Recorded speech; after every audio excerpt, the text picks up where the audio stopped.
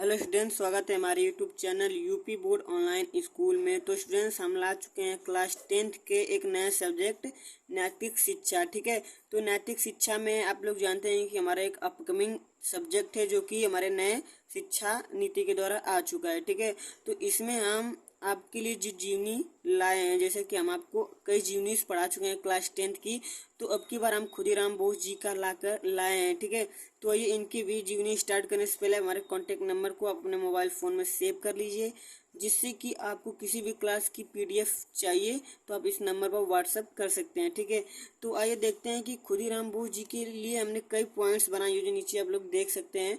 तो ऐसे ही आप इसी कॉपी कर आप अपने एग्ज़ाम में भी ऐसे ही लिखिएगा, जिससे कि आपके एग्जामिनर आपको पूरा का पूरा नंबर इस जीवनी पर दे दे, एक भी नंबर इधर ना उधर जाए। ठीक है, तो आइए स्टार्ट करते हैं। इनका जो नाम है सबसे पहले तो इनका है खुदीराम बोस। इनका जन्म हुआ था 3 दिसंबर 1889 में। इनका जन्म स्थान था हबीबपुर, मिदनापुर जिला, बंगाल। यानी ये बंगाल के मिदनापुर जिले के हबीबपुर गांव में पैदा हुए थे। और इनके पिता का नाम त्रिलोक्यनाथ बोस था। ठीक है, और इनकी माता का नाम लक्ष्मीप्रिय देवी था। लक्ष्मीप्रिय देवी था इनकी माता का नाम। और इनकी मृत्यु 11 अगस्त 1908 में हो गई। और इनका जो मृत्यु स्थान था ये मुजफ्फरपुर में अपने आखिरी सांस को गिनते गिनते चले गए। और ये एक स्वतंत्रता सेनानी थे, ये भी एक भारत के स्वतंत्रता सेनानी ही थे। जैसे कि ये आपको शॉर्ट में हमने कुछ पॉइंट्स बता दी, तो आइए इनके जीवनी के बारे में और विस्तार से हम लोग जाने। ठीक है, तो इनकी ये विस्तार रूप से ये जीवनी है, तो आइए देखते हैं। इनका जन्म 3 दिसंबर 1889 को बंगाल में मिदनापुर जिले के हबीबपुर गांव में हुआ। ठीक है, इनके माता पिता का साया इनके सर से बहुत जल्दी उतर गया। ठीक है, इनके माता पिता का साया इनके सर से बहुत जल्दी ही उतर गया। इनका लालन पोषण इनकी बड़ी बहन ने किया। ठीक है, इनके लालन पोषण इनकी बड़ी बहन ने की।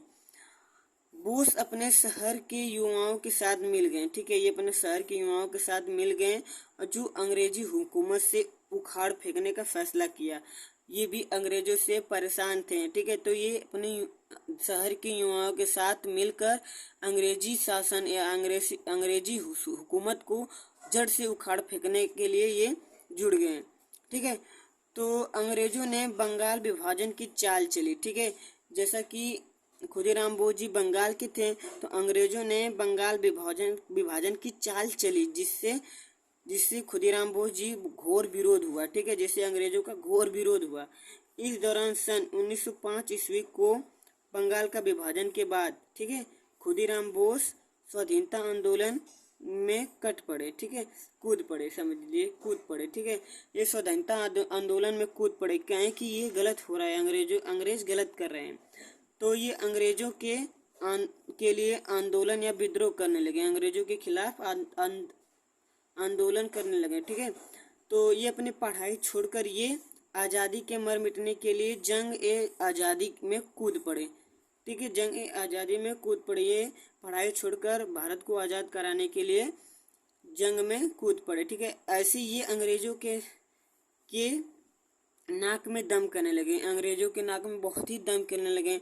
और ये आंदोलन पे आंदोलन करने जिससे अंग्रेज परेशान हो गए थे। ठीक है, ये अंग्रेजों को बता दिए कि तुम लोगों को अंतिम तिथि आ चुकी है। ठीक है, ये अंग्रेजों को बताया कि तुम लोगों की अंतिम तिथि आ चुकी है, अब तुम हमारे देश को छोड़कर चले जाओ। ठीक है, तो इसी दौरान सन 11 अगस्त 1908 में मुजफ्फरपुर में इनकी मृत्यु हो गई। ठीक है, तो जैसे कि हमारे ये खुदीराम बोस जी एक स्वतंत्रता सेनानी थे जो कि देश के लिए आखिरी सांस तक लड़ते रहे। तो आपको ये वीडियो अच्छा लगा तो हमारे चैनल को लाइक, सब्सक्राइब और शेयर कर दीजिएगा, जिससे कि क्लास 10th के सभी जीवनी की वीडियो आप तक सबसे पहले पहुँचे। धन्यवाद।